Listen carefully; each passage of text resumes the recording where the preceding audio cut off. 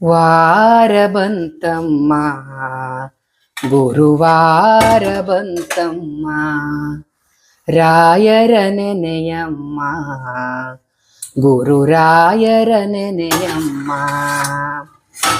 ಗುರುವಾರ ಮಾತ್ರ ಅಲ್ಲ, ಪ್ರತಿದಿನ ರಾಯರ ಸ್ಮರಣೆ ಮಾಡಬೇಕು. ಎಲ್ಲರಿಗೂ ಒಳ್ಳೇದು ಮಾಡ್ತಾರೆ ರಾಯರು. ಸುಶೀಲತ್ತೆ, ಅರೆ ರಾಧಾ, ಬಾಗಿಲು ತೆಗೆದೇ ಇತ್ತೇನಮ್ಮ? ಅಯ್ಯಯ್ಯೋ ಭಗವಂತ, ಬಾಗಿಲು ಲಾಕೆ ಮಾಡಿರ್ಲಿಲ್ಲ.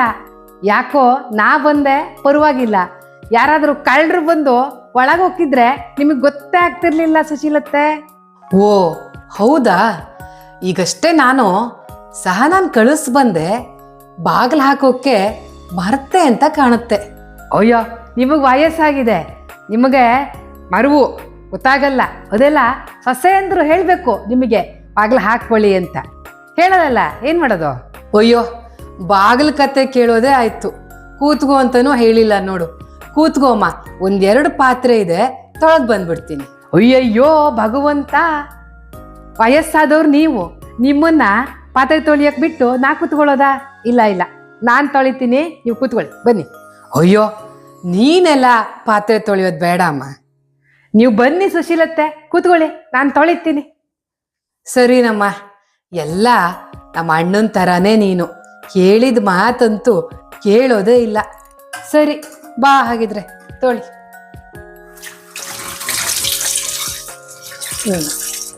ಈಗಿನ ಕಾಲದಲ್ಲಿ ನಿನ್ನಂಥ ಹೆಣ್ಮಕ್ಳು ಇರ್ತಾರೆ ಅಂದರೆ ಆಶ್ಚರ್ಯ ಆಗತ್ತಮ್ಮ.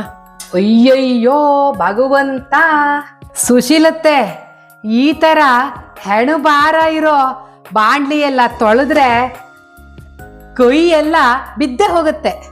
ಇಲ್ಲಮ್ಮ, ಹಾಗೇನಿಲ್ಲ, ನನಗೆ ಅಭ್ಯಾಸ ಆಗೋಗಿದೆ.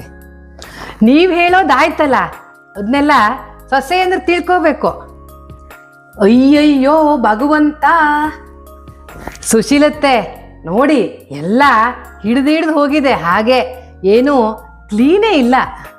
ಹೌದಮ್ಮ, ಭಾಳ ಕ್ಲೀನ್ ಮಾಡೋಕ್ಕೆಲ್ಲ ನಂಗೆ ಆಗಲ್ಲ, ನನ್ನ ಹತ್ರ ಹೇಗಾಗತ್ತೋ ಹಾಗೆ ಮಾಡ್ತೀನಿ ಅಷ್ಟೆ. ಅದೆಲ್ಲ ನೀವು ಮಾಡೋದಲ್ಲ, ಸೊಸೆಂದ್ರು ಅರ್ಥ ಮಾಡ್ಕೊಬೇಕು. ಸುಶೀಲತ್ತೆ, ಈಗ ನನಗೆ ಪಾತ್ರೆ ಎಲ್ಲ ತೊಳೆದಾಯ್ತು, ನಾನು ಬಟ್ಟೆ ಒಣಗಿಸ್ಬಿಡ್ತೀನಿ. ಅಯ್ಯೋ ರಾಧಾ, ಯಾಕಮ್ಮ ನೀನು ಈ ರೀತಿ ಒಂದೇ ಸಮನೆ ಕೆಲಸ ಮಾಡ್ತೀಯ?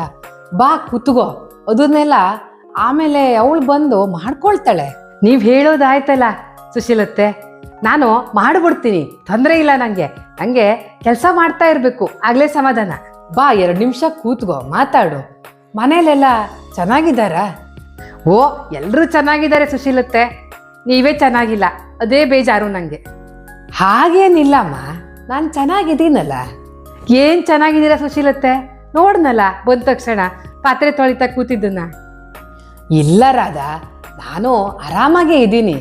ನಾವು ವಯಸ್ಸಾಗಿದೆ ಅಂತ ಇಡೀ ದಿನ ಕುತ್ಕೊಂಡು ಕಾಲ ಕಳಿಯಕ್ಕೆ ಬರುತ್ತಾ? ಮನಸ್ಸಿಗೂ ಬೇಸರ ಆಗುತ್ತೆ. ಹಾಗಾಗಿ ನನ್ನ ಕೈಲಾಗೋ ಕೆಲಸಗಳನ್ನು ಮಾಡ್ತೀನಿ ಅಷ್ಟೆ. ಅವಳು ಎಲ್ಲ ಕೆಲಸ ಮಾಡ್ತಾಳೆ, ಬೆಳಿಗ್ಗೆ ಅಡುಗೆ ಮಾಡಿಟ್ಟು ಹೋಗ್ತಾಳೆ ಪಾಪ. ಇರು, ನಿಂಗೆ ನಾನು ಏನಾದರೂ ಮಾಡಿಕೊಡ್ತೀನಿ. ಒಂದಾಗಿಂದ ಪಾಪ ನೀನೇ ಕೆಲಸ ಮಾಡ್ತಿದೀಯ, ಮನೇಲಿ ಕೆಲಸ ಮಾಡೋರೇ ಇಲ್ಲ ಅಂತಾದ್ರಲ್ಲಿ ಈ ಥರ ಯಾರದ್ದೋ ಮನೆಗೆ ಬಂದೆಲ್ಲ ಯಾರು ಕೆಲಸ ಮಾಡ್ತಾರಮ್ಮ? ಕಾಫಿ ಮಾಡ್ಲಾ? ನಂಗೇನು ಬೇಡ, ನೀವು ಆರಾಮಾಗಿ ಕೂತ್ಕೊಳ್ಳಿ. ನಂಗೆ ಬೇಕಿದ್ರೆ ನಾನೇ ಮಾಡ್ಕೊಳ್ತೀನಿ, ನಿಮಗೂ ಮಾಡ್ಕೊಡ್ತೀನಿ. ಹಾಂ, ಈಗ ನಿಮಗೆ ಕಾಫಿ ಕೊಟ್ಟು ಹೋಗ್ಲಾ? ಬೇಡಮ್ಮ, ನಾನು ಮಧ್ಯದಲ್ಲಿ ಏನೂ ಕುಡಿಯಲ್ಲ. ಅದಿರಲಿ, ಅದು ಎಷ್ಟು ಬೇಗ ಬಂದ್ಬಿಟ್ಟಿಯಮ್ಮ ನೀನು? ಬೆಳಿಗ್ಗೆ ಭಾಳ ಬೇಗ ಹೇಳೋ ಅಭ್ಯಾಸ ಇದೆಯೋ ಹೇಗೆ? ಹಾಂ, ನಾನು 4:15ಗೆಲ್ಲ ಎದ್ಬಿಡ್ತೀನಿ ಸುಶೀಲತ್ತೆ. ಹಾಂ, ನಮ್ಮ ಸಹನಾನು ಹಾಗೆ ಬೇಗ ಎದ್ದೇಳ್ತಾಳೆ. ಎದ್ದ ನಂತರ ಮನೆ ಅಂಗಳದಲ್ಲಿ ಎಲ್ಲ ಕ್ಲೀನ್ ಮಾಡಿ ರಂಗೋಲಿ ಎಲ್ಲ ಹಾಕಿ ಆಮೇಲೆ ಮನೆ ಮಂದಿಗೆಲ್ಲ ಕಾಫಿ ಮಾಡಿಕೊಡ್ತೀನಿ. ಓ ಹೌದಾ? ನಮ್ಮ ಮನೇಲಿ ಅವೆಲ್ಲ ಇಲ್ಲಮ್ಮ. ಅವಳು ಬೆಳಗ್ಗೆ ಎದ್ದ ತಕ್ಷಣ ಯೋಗಾಸನ ಮಾಡ್ತಾಳೆ. ಅಯ್ಯಯ್ಯೋ ಭಗವಂತ, ಹಾಗಿದ್ರೆ ಸೊಸೆ ಕೈಯಲ್ಲಿ ಕಾಫಿ ಕುಡಿಯೋ ಯೋಗ ಇಲ್ಲ ಅಂತಂದು ನಿಮಗೆ? ಇಲ್ಲಮ್ಮ, ಆ ಯೋಗ ಎಲ್ಲ ಈ ನಿನ್ನ ಸುಶೀಲತ್ತೆ ಪಡ್ಕೊಂಡು ಬಂದಿಲ್ಲ. ಹೋಗ್ಲಿ ಬಿಡಿ, ಏನು ಮಾಡೋಕ್ಕಾಗತ್ತೆ. ಆಮೇಲೆ ದೇವ್ರ ಪೂಜೆ ಮಾಡ್ತಾಳಾ? ಇಲ್ಲ ಅಮ್ಮ, ನಮ್ಮ ಮನೇಲಿ ಅವಳು ಬೆಳಗ್ಗೆ ಪೂಜೆ ಎಲ್ಲ ಮಾಡಲ್ಲ. ಆಮೇಲೆ ನಾನೇ ಎಷ್ಟೊತ್ತಿಗಾಗತ್ತೋ ಅಷ್ಟೊತ್ತಿಗೆ ಮಾಡ್ತೀನಿ ಅಷ್ಟೆ. ಅಯ್ಯಯ್ಯೋ ಭಗವಂತ, ಮನೆ ಸೊಸೆ ಅಂದರೆ ದೇವ್ರ ಪೂಜೆ ಮಾಡಿದರೆ ಭಾರಿ ಒಳ್ಳೇದು. ನಾನು ಎಲ್ಲ ಕಾಫಿ ಎಲ್ಲ ಕೊಟ್ಟು ಆಮೇಲೆ ಸ್ನಾನ ಮಾಡಿ ದೇವ್ರ ಪೂಜೆ ಮಾಡಿಬಿಡ್ತೀನಿ. ದೇವ್ರ ಪೂಜೆ ಮಾಡಿ ಎಲ್ಲರಿಗೂ ಮಂಗಳಾರತಿ ಕೊಟ್ಟರೆ ನಂಗೊಂದು ಸಮಾಧಾನ. ಅವೆಲ್ಲ ಆಚಾರ ವಿಚಾರಗಳು ನಿಂಗೆ ಗೊತ್ತಾಗತ್ತಮ್ಮ, ಎಲ್ಲರಿಗೂ ಗೊತ್ತಾಗಬೇಕಲ್ಲ. ಏನು ಮಾಡೋದು? ನೀವೇನು ಮಾಡೋಕ್ಕಾಗತ್ತೆ ಸುಶೀಲತ್ತೆ? ಅದನ್ನೆಲ್ಲ ಸೊಸೆ ಅಂದರು ತಿಳ್ಕೊಳ್ಬೇಕು. ರಮಾ ದೊಡ್ಡಮ್ಮನ ಮನೆಗೆ ಹೋಗಿದ್ದೆ, ಅಲ್ಲೂ ಹೀಗೆ. ಓ ಹೌದಾ? ಎಲ್ಲರೂ ಚೆನ್ನಾಗಿದ್ದಾರಾ ಅಲ್ಲಿ? ಏನು ಚೆನ್ನಾಗಿ, ಪಾಪ ಮನೆಯೆಲ್ಲ ಗಲೀಜು ಅಂದರೆ ಗಲೀಜಾಗಿತ್ತು. ಎಲ್ಲ ಕಡೆ ಜಿರ್ಲೆ, ಎಲ್ಲ ಕ್ಲೀನ್ ಮಾಡಿ ಬಂದೆ ಸುಶೀಲತ್ತೆ. ಓಹೋ ಹೌದಾ? ಈಗೆಲ್ಲ ಹೆಣ್ಮಕ್ಳು ಹಾಗೆ ಅಮ್ಮ, ಮನೆ ಕೆಲಸನೆಲ್ಲ ಮಾಡಲ್ಲ. ನಿಂತರ ಅಂತೂ ಇರೋದೇ ಇಲ್ಲ. ಅಯ್ಯಯ್ಯೋ ಭಗವಂತ, ಇದು ಮಾತ್ರ ಹೌದು. ನಿಮಗೆ ಕಾಲು ಒತ್ತು ಕೊಡ್ಲಾ? ಅಯ್ಯೋ ಬೇಡಮ್ಮ, ನೀನು ಒಂದಿನ ಈ ರೀತಿ ನನ್ನ ಕೂರಿಸಿ ಸೇವೆ ಮಾಡಿಬಿಟ್ರೆ ನಾಳೆಯಿಂದ ಆಮೇಲೆ ನನಗೆ ಎದ್ದೇಳಕ್ಕೂ ಆಗಲ್ಲ. ಸರಿ, ಹಾಗಿದ್ರೆ ನೀವು ಆರಾಮಾಗಿ ರೆಸ್ಟ್ ಮಾಡಿ, ನಾನು ಬಟ್ಟೆ ಒಣಗಾಕಿ ಬರ್ತೀನಿ. ಸರಿ, ಅಲ್ಲಿ ಹಿಂದ್ಗಡೆ ಜಾಗ ಇದೆಯಮ್ಮ, ಬರಲಾ? ತೋರಿಸ್ತೀನಿ. ಓ ಗೊತ್ತಾಗತ್ತೆ ಬಿಡಿ, ನೀವು ಮತ್ತೆ ಬರೋದು ಬೇಡ, ಅಲ್ಲಿ ಹೋಗಿ ನೋಡಿದ್ರೆ ಕಾಣಿಸುತ್ತಲ್ಲ. ನೀನು ನೋಡಿದ್ರೆ ಎಷ್ಟು ಖುಷಿ ಆಗುತ್ತೆ. ಹೆಣ್ಮಕ್ಳು ಅಂದರೆ ಹೀಗಿರಬೇಕು, ಒಳ್ಳೆ ಪಾದರಸದ ಥರ ಇದೆಯಮ್ಮ ನೀನು. ಅಯ್ಯೋ ನಿಮ್ದು ಒಳ್ಳೆ ಕತೆ. ಸರಿ, ಹಾಗಿದ್ರೆ ನಾನು ಒಣಗಿಸ್ ಬಂದ್ಬಿಡ್ತೀನಿ. ಸರಿ, ಹಾಗಿದ್ರೆ ನಾನು ಸ್ವಲ್ಪ ಹೊತ್ತು ರೆಸ್ಟ್ ಮಾಡ್ತೀನಿ ಇಲ್ಲೇನೆ. ಎಲ್ಲ ನಮ್ಮ ಅಣ್ಣನ ಥರನೇ ಚುರುಕು ಸ್ವಭಾವ. ರಾಧನ್ ನೋಡಿದ್ರೇ ಖುಷಿ ಆಗತ್ತೆ. ಫೋನು ರಿಂಗ್ ಆಗ್ತಿದೆಯಲ್ಲ, ಇರಲಿ, ಬಂದಮೇಲೆ ನೋಡ್ತಾಳೆ. ಅರೆ, ಮತ್ತೆ ಮತ್ತೆ ಯಾರೋ ಫೋನ್ ಮಾಡ್ತಿದ್ದಾರೆ. ಎತ್ಬಿಟ್ಟು ಅವಳು ಇಲ್ಲ ಆಮೇಲೆ ಮಾಡ್ತಾಳೆ ಅಂತನಾದರೂ ಹೇಳೋಣ. ಹಲೋ, ನಾನು ನಿಮ್ಮ ರಮಾ ದೊಡ್ಡಮ್ಮನ ಸೊಸೆ ಅಂತ ಗೊತ್ತಿದ್ರೂ ಫೋನೇ ಎತ್ತಲ್ವಲ್ಲ ನೀನು? ಯಾಕೆ ಎತ್ತೀಯ? ಮಾಡಿ ಹೋಗಿದ್ದಿಲ್ಲ ಕಿತಾಪತಿನ. ನಾನು ನಮ್ಮ ಅತ್ತೆನೂ ಎಷ್ಟು ಚೆನ್ನಾಗಿದ್ವಿ. ನೀನು ಬಂದು ಹೋದಾಗಿಂದ ಅವ್ರು ನನ್ನ ಹತ್ರ ಸರಿಯಾಗಿ ಮಾತು ಆಡ್ತಾ ಇಲ್ಲ. ಅದೇನು ಮಾಡಿದ್ಯೋ ನನಗಂತೂ ಗೊತ್ತಿಲ್ಲ. ತಾಯಿ, ಅಲ್ಲ, ನಿನಗೆ ಮಾನಸಿಕವಾಗಿ ತೊಂದರೆ ಇದೆ ಅಂತ ನನಗೆ ಗೊತ್ತು.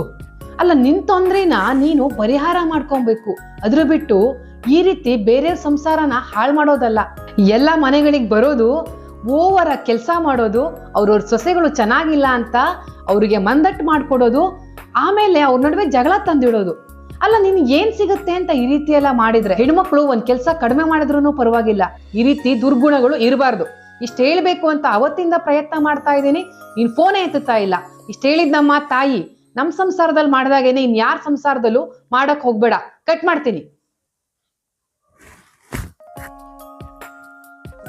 ಅಪ್ಪ ದೇವ್ರೆ,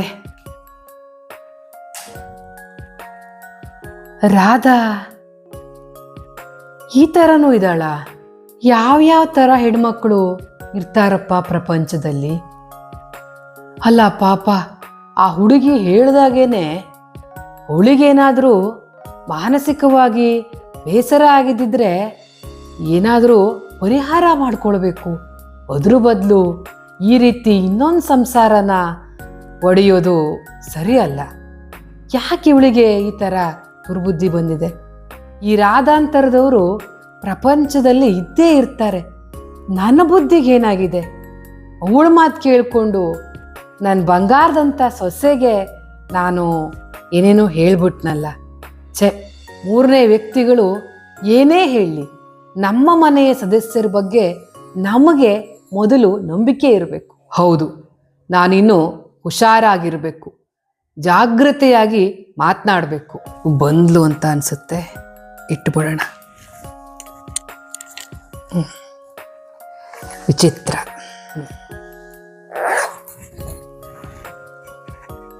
ಹಾ ಸುಶೀಲತ್ತೆ, ಈಗ ಬಟ್ಟೆ ಒಣಗಾಕಿ ಬಂದೆ ನಾನು.